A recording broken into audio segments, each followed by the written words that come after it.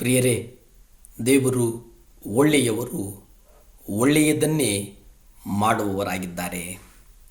ಕರ್ತನ ಪ್ರೀತಿ ಕ್ಷಮಿಸುವಂತಹ ಪ್ರೀತಿ. ಒಬ್ಬರನ್ನು ಒಬ್ಬರು ಕ್ಷಮಿಸುವ ವಿಷಯವನ್ನು ನೋಡಿ.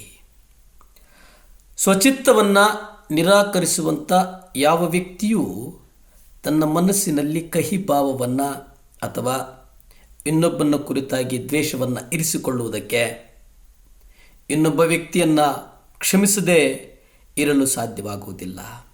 ಒಂದು ಸಲ ಯೇಸು ಒಂದು ಸಾಮ್ಯವನ್ನು ಹೇಳಿದರು. ಯಜಮಾನನಿಂದ ಬಹಳ ದೊಡ್ಡ ಸಾಲವನ್ನು ಪಡೆದುಕೊಂಡಿದ್ದ ಒಬ್ಬ ಸೇವಕನನ್ನು ಆತನ ಯಜಮಾನನನ್ನು ಕ್ಷಮಿಸಿದನು.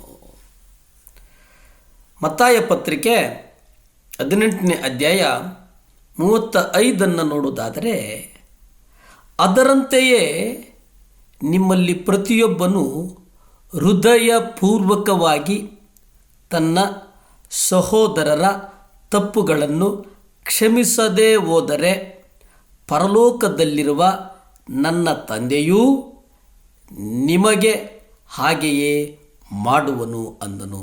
ಇಲ್ಲಿ ಗಮನಿಸೋದೇನಪ್ಪ ಅಂದರೆ, ನೀವು ಹೃದಯಪೂರ್ವಕವಾಗಿ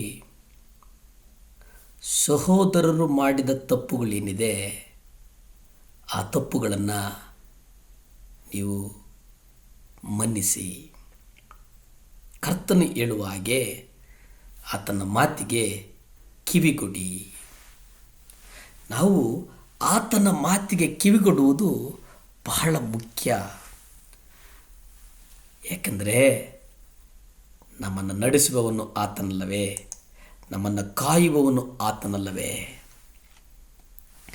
ದೇವರ ಪ್ರೀತಿಯ ನಿಯಮವನ್ನು ನಾವು ಉಲ್ಲಂಘಿಸಿದಾಗ ಕ್ರಿಸ್ತನ ದೇಹದ ಕಾರ್ಯಕ್ಕೆ ನಾವು ಅಡ್ಡಿಯಾಗ್ತೇವೆ. ಕ್ಷಮಾಪಣೆ ಅನ್ನುವಂಥದ್ದು ಕೇವಲ ತೋರಿಕೆಯಾಗದೆ ಯಥಾರ್ಥ ಮನಸ್ಸಿನಿಂದ ಬರಬೇಕು. ಯಥಾರ್ಥತೆ ಅದು ಬಹಳ ಮುಖ್ಯ. ಕ್ಷಮಾಪಣೆ ಅನ್ನುವುದು ಯಾವುದೇ ಕಾರಣಕ್ಕೂ ತೋರ್ಪಡಿಸಿಕೊಂಡದ್ದಲ್ಲ. ಹೃದಯದಲ್ಲಿ ಕಹಿತನವನ್ನು ಇನ್ನೂ ಉಳಿಸಿಕೊಂಡು ಯಾರನ್ನೂ ಕ್ಷಮಿಸಿದ್ದಾಗಿ ಹೇಳುವುದರಲ್ಲಿ ಅರ್ಥ ಇಲ್ಲ. ನಾವು ದೇವರ ಪ್ರೀತಿಯ ನಿಯಮವನ್ನು ಉಲ್ಲಂಘಿಸಿದರೆ ಆಗ ನಾವು ಕ್ರಿಸ್ತನ ದೇವರ ಪ್ರೀತಿಯನ್ನು ವಿರೋಧಿಸಿದ ಹಾಗೆ. ಯಾಕಂದರೆ ನಾವು ಆತನ ರಕ್ತದಲ್ಲಿ ತೊಳೆಯಲ್ಪಟ್ಟಿದ್ದೇವೆ. ಕರ್ತನ ರಕ್ತದಲ್ಲಿ ನಾವು ತೊಳೆಯಲ್ಪಟ್ಟಿದ್ದೇವೆ.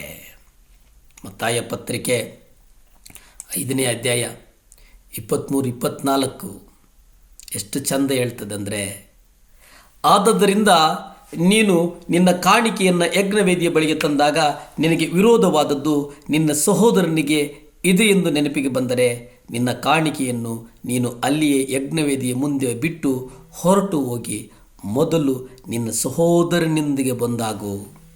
ತರುವಾಯ ಬಂದು ನೀನು ನಿನ್ನ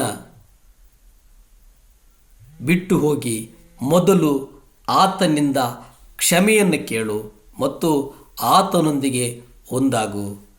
ಆಮೇಲೆ ಬಂದು ದೇವರಿಗೆ ನಿನ್ನ ಕಾಣಿಕೆಯನ್ನು ಕೊಡು. ಎಷ್ಟು ಸ್ಪಷ್ಟವಾಗಿ ದೇವರು ಹೇಳ್ತಾರೆ ಅಂದರೆ, ಕಾಣಿಕೆ ವಿಚಾರದಲ್ಲಿ ಬಹಳ ಸ್ಪಷ್ಟವಾಗಿ ಕರ್ತನು ಮಾತನಾಡ್ತಾನೆ. ನೀನು ಒಂದು ವೇಳೆ ನಿನ್ನ ಸಹೋದರನನ್ನು ನೋಯಿಸಿದ್ದೆ ಅನ್ನುವಂಥ ಭಾವನೆಯಲ್ಲಿದ್ದರೆ ಅದು ತಪ್ಪು ಅನ್ನುವಂಥದ್ದನ್ನು ದೇವರು ಬಹಳ ಸ್ಪಷ್ಟವಾಗಿ ಹೇಳ್ತಾರೆ. ಕ್ಷಮಿಸಿ. ಕರ್ತನು ಹೇಳಿದಾಗೆ ಕ್ಷಮಿಸುವ ಗುಣವನ್ನು ಮೈಗೂಡಿಸಿಕೊಳ್ಳೋಣ. ಭೂಮಿ ಆಕಾಶಗಳನ್ನು ಉಂಟು ಮಾಡಿದಂಥ ಸರ್ವಶಕ್ತನಾದಂಥ ದೇವರೇ ಸ್ತೋತ್ರಪ್ಪ. ದೇವರೇ, ನಮ್ಮ ಪಾಪಗಳನ್ನು ನೀವು ಮನ್ನಿಸಿದ್ದೇವರೇ. ಕಲ್ವಾರಿ ಶಿಲ್ಬೆ ಮೇಲೆ ನೀವು ಸುರಿಸಿದಂಥ ರಕ್ತದಲ್ಲಿ ಒಪ್ಪಿಸಿಕೊಟ್ಟು ಪ್ರಾರ್ಥಿಸ್ತೇನೆ ದೇವರೇ. ಮನ್ನಿಸುವ ಗುಣವನ್ನು ಕೊಡು, ಕ್ಷಮಿಸುವ ಗುಣವನ್ನು ಕೊಡು, ಸಹಾಯ ಮಾಡಪ್ಪ, ಆಶೀರ್ವದಿಸಪ್ಪ, ಬಲಪಡಿಸಪ್ಪ, ಸ್ಥಿರಪಡಿಸಪ್ಪ. ಯೇಸುವಿನ ನಾಮದಲ್ಲಿ ಬೇಡಿ ಬಂದು ಆಶೀರ್ವಾದಗಳನ್ನು ಹೊಂದಿಕೊಳ್ತಾ ಇದ್ದೀವಿ ಪರಮ ತಂದೆಯೇ. ಆಮೇನ್, ಆಮೇನ್, ಆಮೇನ್.